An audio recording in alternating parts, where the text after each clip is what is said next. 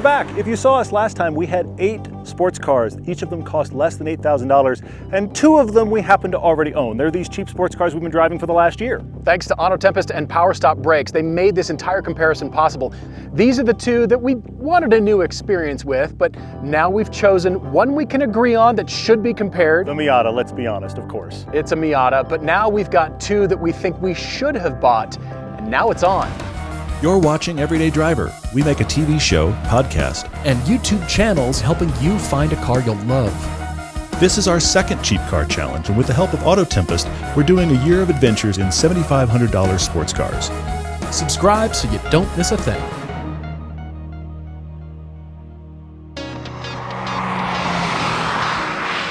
No proper sports car comparison can happen without a Miata being present.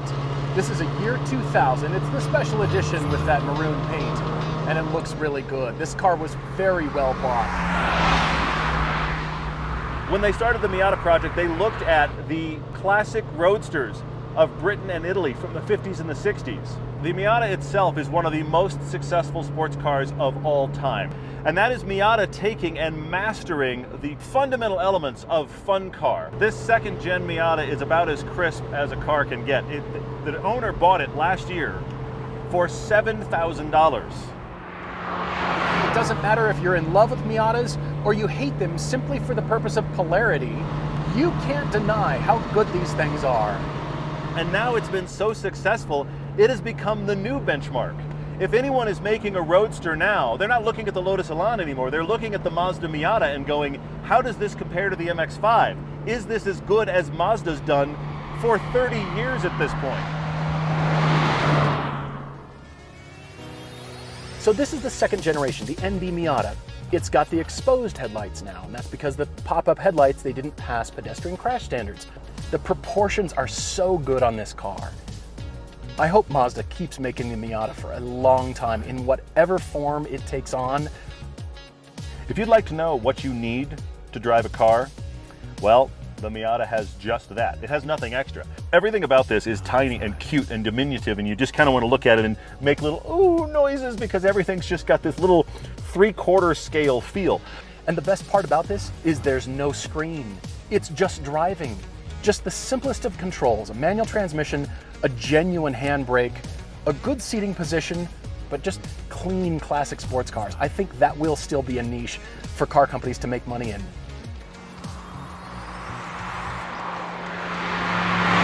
If you're investigating cheap sports cars, you have to acknowledge that you're going to be going slowly. We're going to have to redefine what slow means and what fast means. Because here I am in the Miata. It doesn't have a lot of power. It's 140 horsepower with 119 pound-feet of torque, not 120. And then for this shoot, we're at about 8,000 feet, so you can imagine how much less power this has at this point. At sea level, it would feel like almost enough. Up here, it doesn't feel like enough. This is the second least powerful car of all 8 cars we had, and it's the second least powerful of these we brought. It's barely more powerful than that MR2. However, it is heavier than the MR2. Most people who want a sports car think they want something really fast. They want something in a straight line. They can drag race or they can win the bar fight. They can win the Cars and Coffee by saying, look how much horsepower I have. It's the highest number. That means I win. And they're right. They do win that. Except when it comes to tracks and roads that are curvy. They pride themselves with the Miata to have 50-50 weight distribution once you have a passenger in the car. It only weighs 2,400 pounds. In the modern time, there are few, if any, cars that are lighter. That MR2 and a Lotus Elise are the only 2 I can even think of. I love the Miata because it's brought so many people to love driving, whether or not you mod it. I love that it exists and it is a genuine competition to all these other cars. The key element to driving a Mazda Miata is momentum. It's the fact that you had to earn every mile per hour of speed, but now that you did, you don't ever have to shed it. The fact that it was hard fought to get there is fine because you can just stay at the speed you reached kind of indefinitely, which is what makes these track monsters. We've joked before that Miatas are the fastest thing on track and on the road. It just hangs on. It's so light. Once you've got that momentum up a hill, It's so good. Ah ha ha, that is satisfying. That is good. I like that a lot. These are corners that most people on this road really slow down for. You see a lot of tapped brake lights through this section normally. I've just steady throttle, found a speed above everybody else, and just sitting here and enjoying. This car will teach you so much about yourself and so much about your driving, because you're going to understand what am I comfortable with as speed. Through corners, that feeling is something only you can determine. The problem with most modern cars is actually just weight. At 2,400 pounds and 50-50 weight distribution, yeah, we're going to complain about the fact that it isn't powerful. Not the point. Doesn't matter. What matters is the fact that I can just pick corners and go, yeah, you know what? I'm just going to turn in. I'm just going to do this corner at that speed. And you do, if you can see, you look around the corners and you just feel this thing grip, rotate like it should. Now this one with the cheater sticky tires is a little bit mind warping, but that doesn't take away the fact that the NB Miata fundamentally is fun to drive. Short of being on track, I don't know that I want to be going super fast in a Miata. I want to be doing autocross. I want to be doing close ratio curves, very tight curves like this. Oh, that's cool. You can trail brake into the corner. That's cool. It's so well balanced. When driving this Miata and I think about the two cars we actually bought, the truth is that the SLK is a luxury GT car compared to this, and it's almost the same size as this. That SLK is surprisingly small, but it weighs, get ready, 3,200 pounds. This weighs 2,400 pounds. That's an 800-pound difference, and then the SLK feels heavier still. It's so good to drive, and it's so satisfying. When you're in a Miata and you're up against the people with a lot more horsepower, don't worry, because the best thing you can do as a Miata owner is the driver upgrade. I want to encourage you to go buy one. Keep these things going. Become part of the community. Buy them, love them, drive them, race them. I considered a Miata for this challenge. I really seriously thought I want one and I should buy one, and the problem was this. Every time I drove it, I thought, it's great, but not for me. I'm just too big. There's nothing to take away from this car. If you can buy a cheap Miata, buy a cheap Miata.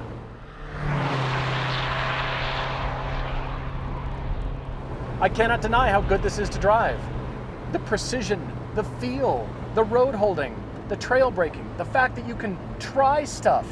You can try a different line and just see what happens. The Miata will hang on, and you can set up a Miata for so many different kinds of track or road driving activities. It's astounding. The overwhelming thing when you drive a Miata is just the ease of it. Is just the fact that whatever level you are as a driver, whatever kind of skill set you have or don't have, you can get on a Miata. You can appreciate when a car is well set up. You can appreciate why we believe driving is fun. But if you don't love Miatas, like me, and you're still looking for a car that feels like home, well, we have some others to sample.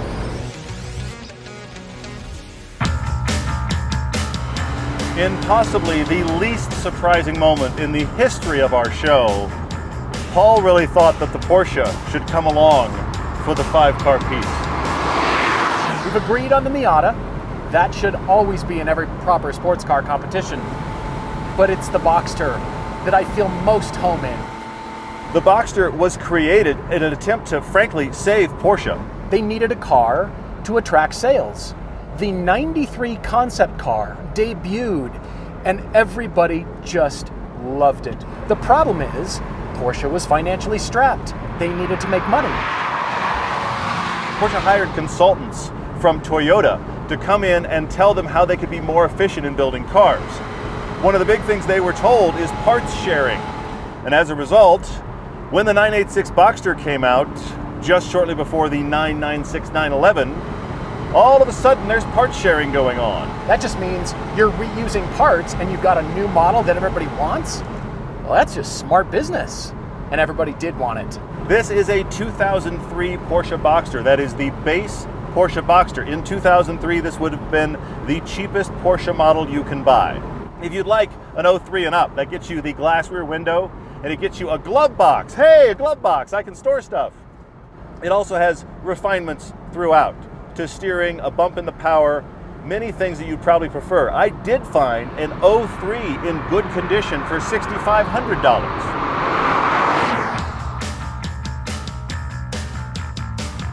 Look at the proportions. Look at it from a side view. Look at where the driver sits. Look at the overhangs. Look at how it sits on its wheels and tires. I mean, gorgeous, beautiful, timeless surfaces. One of the critiques of the Boxster styling is the fact that it looks the same from either end. The front and the back just look like somebody drew half a card and tracing paper, folded it over, and said, look, we got a full car. Now, admittedly, the interior has not aged too well. Get it in black or gray and it'll cover up the weird shapes that Porsche was just trying stuff, but they shared it with the 911 again. Plastic gets scratched, parts come off. It does feel cheap, I admit that. But that's part of the charm, I think, and that's part of what keeps the cost down. I'm always surprised by how roomy these cars are. I've got plenty of room for my body, my legs, my shoulders. This is a very comfortable car. I could easily drive across country in the Porsche Boxster, and I struggle to do like one track session in a Miata.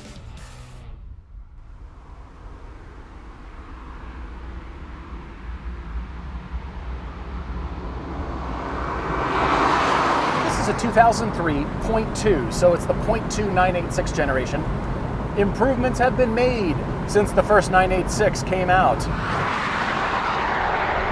It's got the 2.7 liter engine, it's a flat six, and it's got 228 horsepower, 192 pound-feet of torque. It feels a lot faster than that Miata because it is, but at 2,800 pounds and that amount of power, it's not a rocket ship. This is not an overly powerful car. It's kind of mid-pack here. Somebody out there is saying, don't buy a base Boxster, don't buy a Boxster at all, you're gonna get laughed at because it's the base Porsche. Those are folks who haven't enjoyed one, I guess. I don't know why you'd be so angry. This car is awesome. This is a way to get a very inexpensive car that seems very expensive and has the dynamics of something that's very expensive. So many people bought these cars and they just loved them, right up until they discovered that Porsche had used the M96 engine. That is just the engine code for the one that really started the whole IMS bearing issue that caused a lot of problems for Porsche. But the good news is you can have the IMS bearing issue solved. So now, because there's this mystique and stigma attached to Porsche engines, well, you don't want a cheap Boxster. Something is going to happen. Name an issue. Maybe. Some people have fixed it, and they've discovered they have a brilliant car to drive. And there is personality in the engine. You've got to find the power that's here, and then you get rewarded with that fantastic, very unique Porsche howl. Flat six.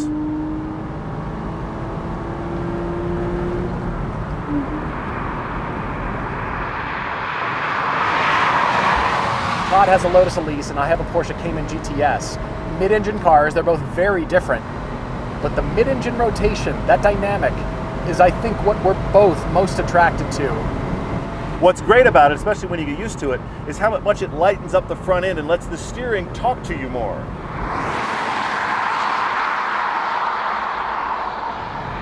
In a mid-engine car, you actually have to set the front tires. You have to get weight over them. That can be reducing the power you're giving it or even tapping on the brakes to actually get the weight over those front wheels so they don't understeer. Because remember, more of the weight's behind you.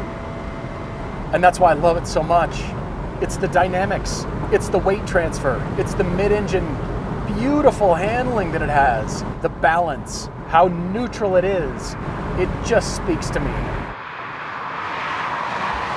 It's not going to bite you. It's just going to encourage you to drive faster, and you can. These dynamics are timeless. These dynamics feel just like they do in the current Cayman and Boxster. The difference is those actually isolate you more than this does. The pedal placement, the gearbox, the way these seats feel, this is stuff that Porsche does really well and many other companies struggle to get right ever. Yeah, there's a lot of maintenance. Yeah, there's a lot of blood, sweat, and tears. There's a lot of tears. There's more tears than blood or sweat. It's just tears when you're owning a Porsche. But all that just goes away when you're on a road like this. It just goes away. Don't care anymore. It is worth your money and time to keep old Porsches running. And Porsche supports that. They support it with parts and service. I'm not saying it's not expensive. But if you're gonna have an addiction, it might as well be wearing a Porsche badge, right? If you shop well, like this one, you can get a great one. Yes, it will cost you more when you have to put parts into it. I cannot deny that. But there's a lot of specialness here. And frankly, you can keep the other four. As much as I like them, as much as I appreciate them, this is my car. This is the one that I want.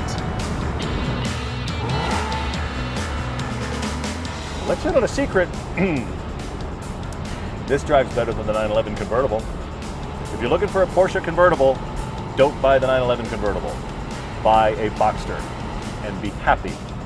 And if you would like to send us a thank you email, everydaydrivertv@gmail is where that goes to. We will happily read it. We might even read it on our podcast because Boxsters are cheap and they're brilliant.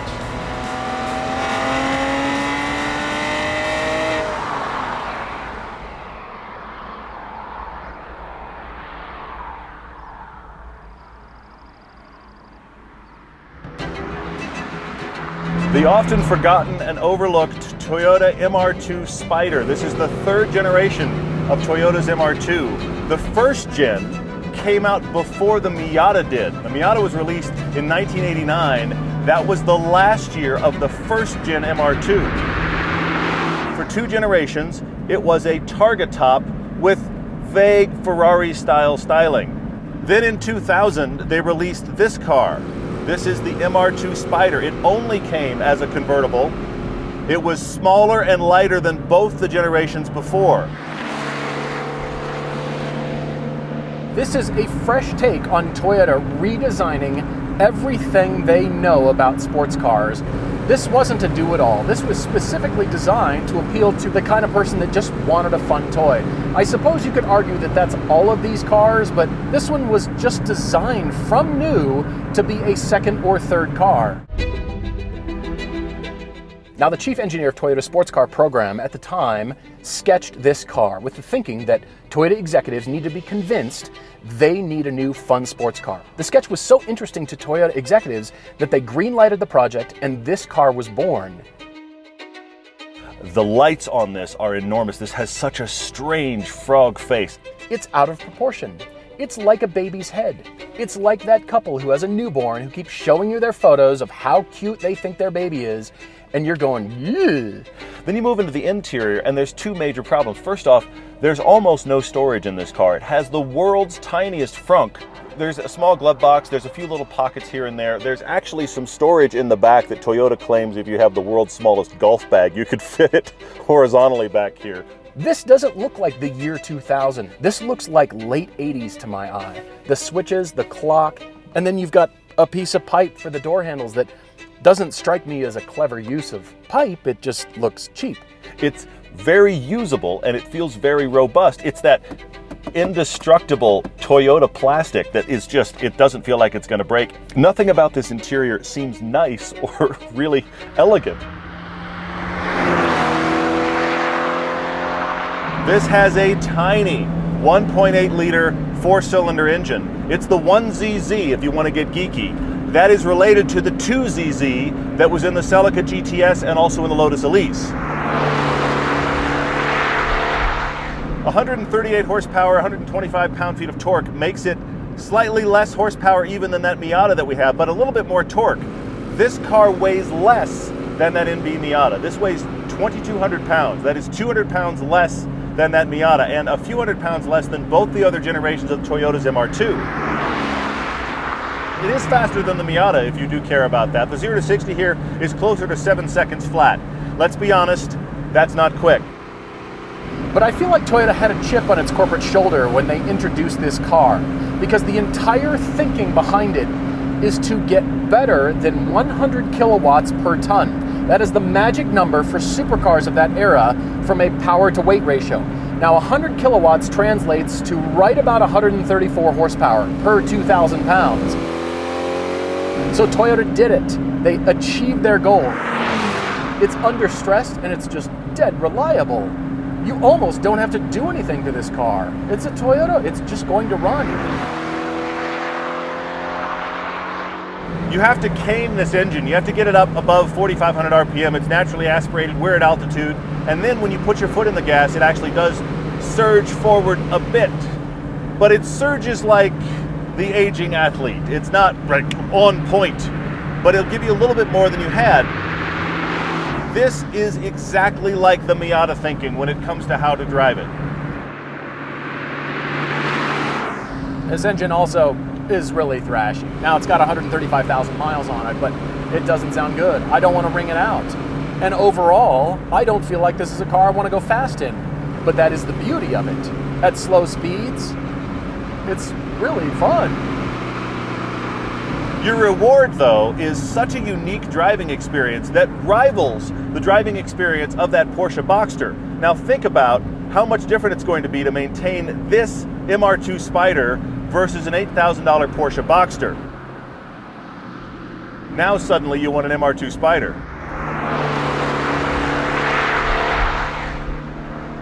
The entire structure is far more rigid than the prior MR2. They thought about crash safety standards. They thought about structure and rigidity and handling. They lengthened that wheelbase, which actually gives the car better stability, but it retains pretty much perfect handling. That initial turn in, but the progressiveness all the way through the corner, it's the MR2 Spyder. Most front engine cars have a hydraulic pump powered by a belt run off the engine. Well, this is a mid-engine car, and so what Toyota did at the time was have an electric motor run a hydraulic pump up here, so they didn't have to have a belt-driven hydraulic pump. So it's still a hydraulic system, it's still genuine hydraulic feel, and it's just so good. It's so good. I know that if it had good modern tires on it, there would be an overwhelming amount of communication. There's information from the steering rack, but it's muted a bit, and I suspect that's mostly these really old tires. As you can probably imagine, with this car weighing as little as it does, and it being mid-engine, so most of the weight's behind me, the front is very light. The Miata, even with sway bar changes like that one had, rolls more than this. This just settles over with that great mid-engine body shift. It never feels like the front is digging in because the weight balance is so different. Oh, that is good. Oh, that handling is good. Oh, that's so impressive. The car is also doing this on stock suspension with old tires and not really having been maintained perfectly. So if you buy one of these, you're attracted to it because it does this so well. But for me, I'm not interested in a car doing one thing at 85 or 90%. I want a car to do all of it well.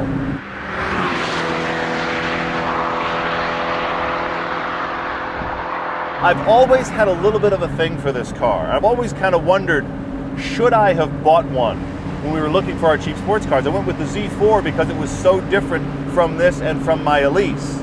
Paul's probably going to downplay this car because it's crowding the Boxster's territory. It really is. I want some magic out of this. Am I asking too much at this low price level for magic, for emotion? The good news is, very cheap, this is a solid buy. At $5,000 and under, certainly $8,000 and under, this is an interesting choice. This is compelling. I'm getting to the end of our cheap sports car challenge, and I'm finding what I'd like to do is buy another cheap sports car. I have a great car in my Lotus Elise. We have great cars coming in our next series. You're not going to believe it. It's going to be awesome. But I kind of want one of these to just say, yeah, let's just drive it, because why not? I think it's far more fun to drive than the Miata. There, I said it.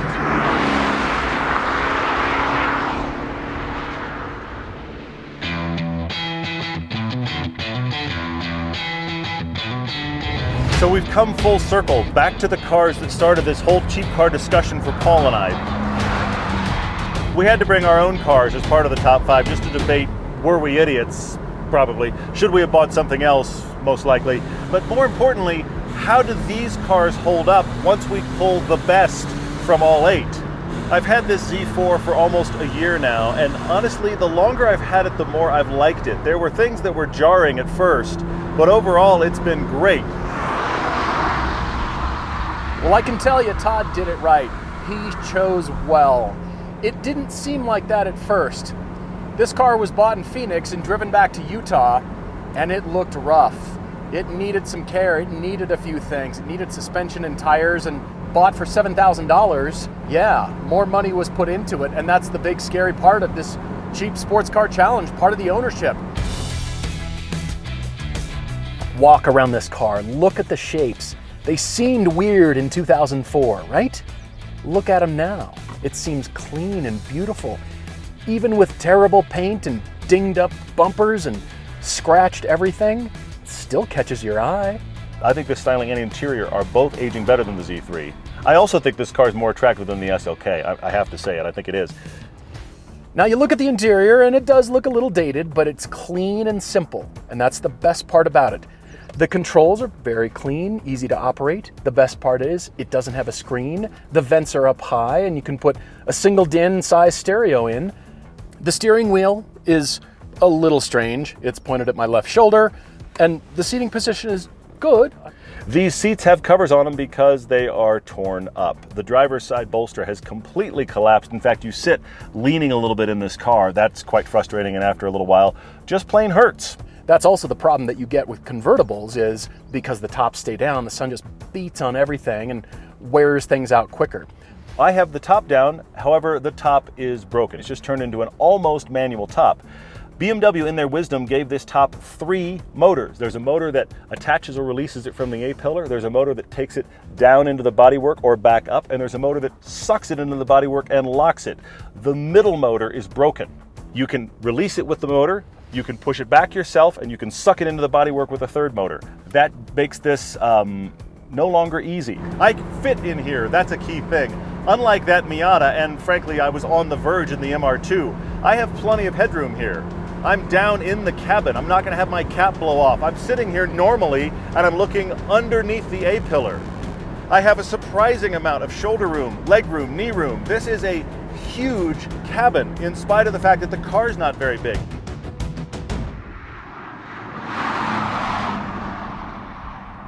This is the 2004 BMW Z4. This is the 3.0, which means straight 6 inline 3-liter from BMW. That engine's been in all kinds of legendary BMW products. 225 horsepower, 214 pound-feet of torque. And when you're moving, every time you just give it a little bit, the steering lightens up and it changes the dynamics of the car. 3,000 pounds for this Z4. It's still 200 pounds lighter than that SLK, even though it feels much lighter than that. But this is the second heaviest car of these 5. 0 to 60 in this Z4 just barely breaks the 6-second barrier, so still not a rocket ship by any means, but you can absolutely make this car feel fast. One of the few that has a 6-speed gearbox as well, and while it's kind of the rubbery BMW feel that I'm not a huge fan of, it's just satisfying to have a manual transmission to work with this engine. It's such a silky, wonderful engine. This is an engine that has given me a true love affair with BMW straight 6. That just wants to rev. That's just pretty. Along with the flat 6, I think it's the inline 6 that will always resonate with car enthusiasts because of its sound and how easy it revs. It's such a sweet engine. The engine alone is the reason to choose this car over the other 4. I even like this straight 6 more than the Boxster flat 6. It sounds better, it's smoother, it has such a natural progression. The power grows so linearly, it's just constantly growing over the course of the rev band, and that's so wonderful to work with. And it howls. That's awesome. It's a good thing that that part's that good, because the steering is the opposite. BMW, of course, used to have amazing steering feel.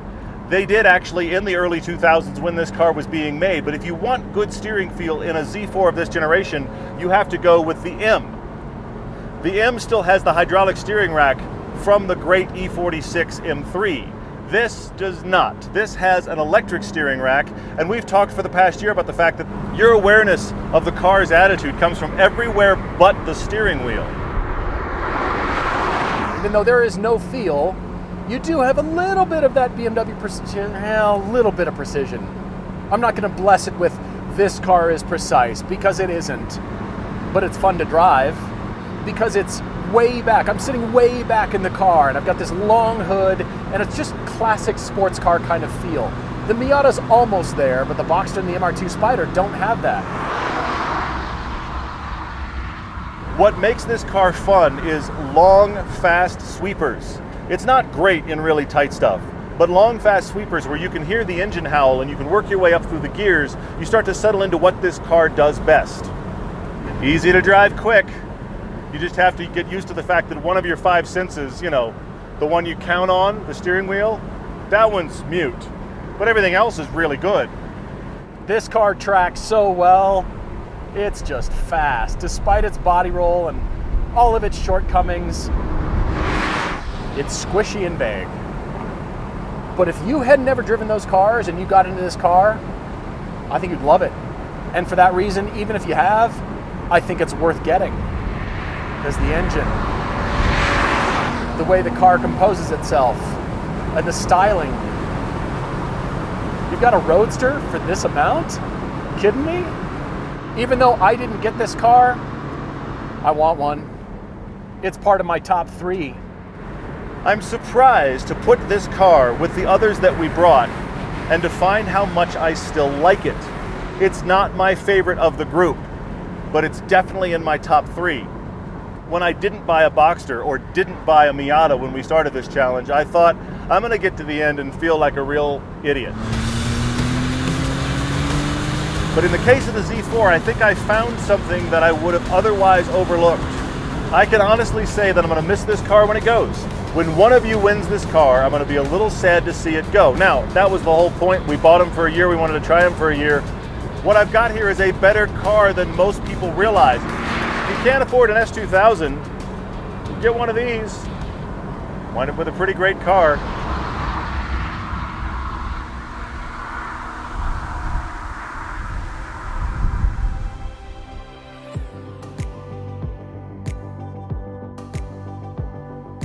It's the 2006 Mercedes-Benz SLK 280 that I chose, knowing everybody would say I picked the wrong car. This is our 5th and last car of this discussion, and it's so interesting to hop in this even just after the Z4 and compare it to these others. Because the SLK, the entire time we've had it, has just been a surprise. It hasn't been great, but it's always been a surprise. Honestly, I had even forgotten they made this car in a 6-speed, and when we started shopping for cars for this cheap car challenge, Paul started finding SLKs in a manual, and I said, you kind of have to get one, and he did. He found this one in Florida for $6,500. I also got a car despite 157,058 miles, and it's been beat on and pretty much unloved. This thing runs. And at this point in our comparison, we've had these cars almost a year, we have beat the snot out of them, thusly answering the challenge, should I buy a cheap sports car that's German, and what's going to happen to the maintenance? Well, this car is definitely going to need things, and I'm still doing the deferred maintenance and passing this along to the next owner, but still, it runs. Why is the top up on Paul's Mercedes SLK? That's because it's broken. That's why it's up. I mean, might not be broken, but isn't currently working, let's put it that way, because it has been steadily leaking hydraulic fluid during his ownership, and eventually it drained enough that the top stopped working. And so now I carry an oily t-shirt as standard equipment to dab the roof here just in case things leak. And they do. When these cars were first introduced, I thought they were a little goofy looking, but now I do appreciate the surfaces and the transitions and the subtleties of things, and the Formula One nose, that McLaren Formula One looking nose, I love that. The interior though, this is why I hated Mercedes. Mid-2000s Mercedes switchgear, which kind of looks okay, and then you start touching it and you realize that it feels really pretty average at best. Nothing in here feels premium. The material quality and the look of the quality suggests this is a $25,000, $30,000 car. It was the better part of $50,000. But the shifter and the two dials, 2 gauges, that's the most important thing, and the seating position is really good. I'm sitting here practically luxuriating compared to the Z4, and most everything else we have here, with the possible exception of the Boxster, the seats don't feel this good. The top of the shift knob has fallen off, so the shift pattern that goes right here, that came unglued, and the top is still really creaky and rattly, and so are the seats, and this doesn't open anymore, and there's a lot wrong with this car, but that's not why I chose it.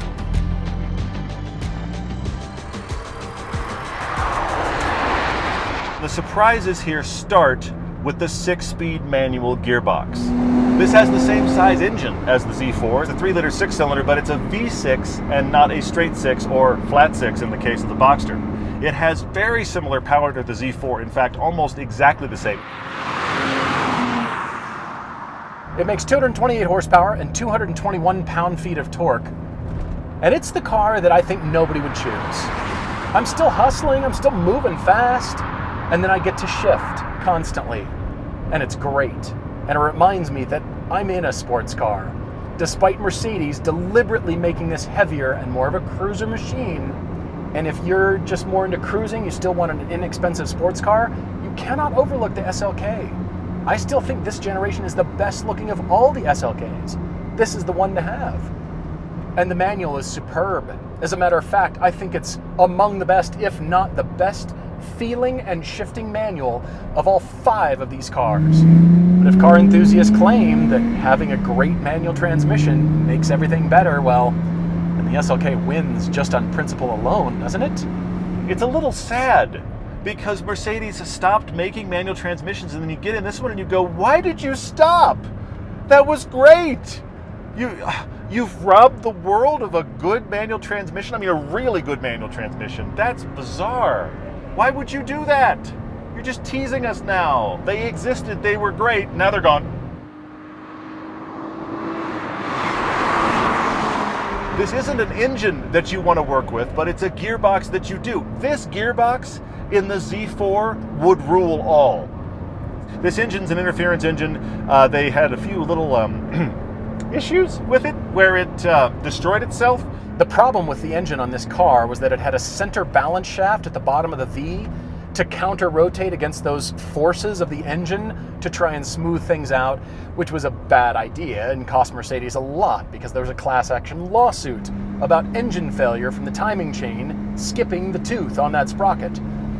That's a big problem. That could happen at any time. I have no idea if it's been changed. I've gotten over the fear, and I'm just driving the car now and enjoying it. I've changed the oil. I've upgraded the brakes with power stop brakes, thanks to them for doing that. It needs a few things, but it still shifts beautifully. Sorry, Paul, sorry, but it is the least fun to drive of these. It feels like a mid-size sedan that knows how to dance. And that's really cool, but it doesn't have the light, agile feel that the rest of these cars thrive in. But the magic of the SLK is that the wheelbase is shorter than the Cayman and Boxster. It's 95.7 inches long. It rotates, and every shortcoming that it has in the steering, even though it's a variable ratio steering, it kind of makes up for with the short wheelbase. That's why I can chuck it in. That's why it rotates so well. This is a genuinely small car until you drive it. And then all of a sudden, behind the wheel, it feels like the C-Class sedan. It's the wrong feel. It's the wrong style for a roadster. The dynamics of this should be light and chuckable because the car is tiny. It still feels heavy in a luxurious kind of way because it's a Mercedes. I can feel, and I am convinced that Mercedes deliberately made this a heavier feeling car when they shouldn't have, because of their clientele, because of how this car would have been driven. There's so much goodness here the chassis itself that could have been. And I feel glimmers of that through these corners. There's cars that are far better, well, the four before this car, that are far better at handling these corners. But I do like that rotation. This is a surprisingly fun car on a back road. It just doesn't feel small. It just feels enormous compared to everything else here. But I think about how much we've beat on this car. I mean, driving it all winter, teaching someone to drive manual transmission in it, drag racing it multiple times for our amusement and yours. Boy, that clutch is different after drag racing. That is different in a bad way. Yeah, everything about this car is soft.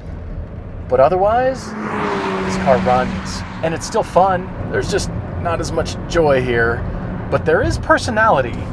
This thing's got space, room, look, headroom. I could wear a helmet in this, I have. I love that Paul got this because it's just so different. It's not what you would expect for a cheap two-door sports car challenge. I thought this was going to be delicate crap. I really did. And that's kind of the reason I chose it. So this is not on my list of cars to go forward. This is not on my top 3. I wouldn't want this past our year of ownership, but it's cheap enough to be compelling. It isn't light enough for its size, so it isn't a car that can win this for me. But the big thing I want you to take away is, if you've ever looked at these and gone, I wonder how those are, the answer is better than you think. And if you get the stick shift, I think you'll be very happy. And the fact that it has just run is actually something. It's also scary as far as what I will have to do when things break. But there's a solidity and the thing in me that loves that German car engineering that makes me choose this over the MR2 Spyder. My favorite thing about this is we spent all day with these cars on this great road, and every one of them is fun to drive. All 5 of these are good, as you said, but we've got to come away with a top 3. You're right, we should do top 3. And I got lucky, I actually picked my BMW Z4 in my top 3. I did. I picked it 3rd. It's my 3rd favorite car here. All right, So it didn't win, but you heard me. I really like a lot of things about it. My number 2 car is the Porsche Boxster. It's awesome. I cannot believe you can get that car for $8,000 or less. That is astounding. I mean, maintenance pending, but $8,000 or less. My first car is the big surprise for me. The car I should have bought. It so spoke to me on this shoot. My number 1 car is that little MR2 Spyder, and I can't even believe it. I'm amazed because I didn't like it that much at all. I respect the handling. I'm not surprised. It just feels so cheap. It's not the car that I want, but I like it. It's respectable. It's just not on my top 3, which include the Porsche Boxster. First, of course, you didn't see that coming. Well, I guess you did, but the Miata is on my list too, as is the Z4. So I might put the Z4 before the Miata, just because it is a German car. I know what you're thinking. Some of you out there, maybe many of you out there, are saying the entire test is stupid, this is irrelevant, because acceleration matters, and every one of these cars will get beat from the light by a minivan. And you might be right.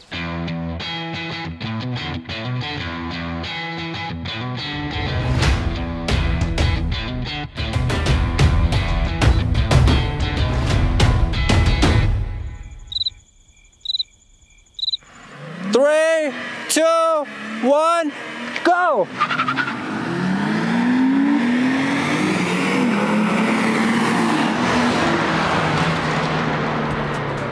Yeah, but all of these cars are better to drive than most cars out there, especially considering price. And we want you guys to be driving a cheap, fun sports car. That's the whole point of this. They're so fun to drive.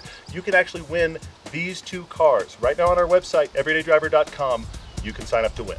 Big thanks to AutoTempest.com and Power Stop Brakes for sponsoring the entire Cheap Sports Car Challenge.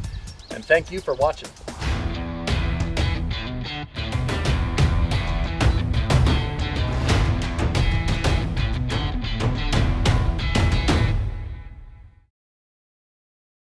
Search using our cheap sports car rules on AutoTempest. Hit the link in the video description and tell us in the comments what you found.